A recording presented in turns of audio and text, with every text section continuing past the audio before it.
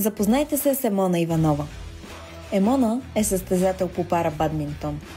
Родена е с рядко гръбначно заболяване, но това не й пречи да открие страстта си към спорта и по-конкретно към бадминтона още като. Запознайте се с Емона Иванова.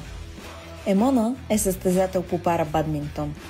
Родена е с рядко гръбначно заболяване, но това не й пречи да открие страстта си към спорта и по-конкретно към бадминтона още като дете. От 2017 година се занимава професионално и вече има спечелени много медали от международни състезания. Тренира всеки ден, без извинения и без почивка.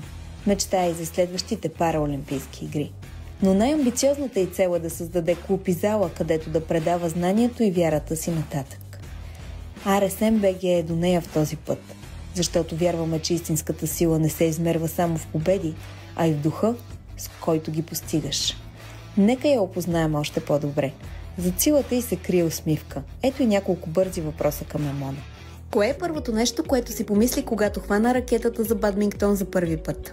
Хванах ракетата за първи път. За мен това беше надежда и вяра, че ще сбъдна най-голямата си мечта да участвам на международни състезания по парабадминтон.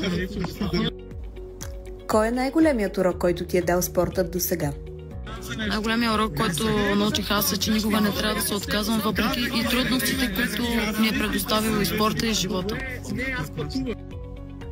Какво означава за теб подкрепата на РСМ-БГ? За мен това означава, че хората виждат таланта на хората с увреждания и въобще вярата в нас. За мен това означава много и съм благодарна на РСМ.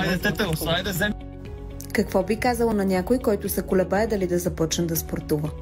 Да не се колебае, а да скача направо директно дълбокото и да рискува, защото когато човек не рискува, не знае дали ще успее. Така че аз рискувах и успях. Така че направете го и вие.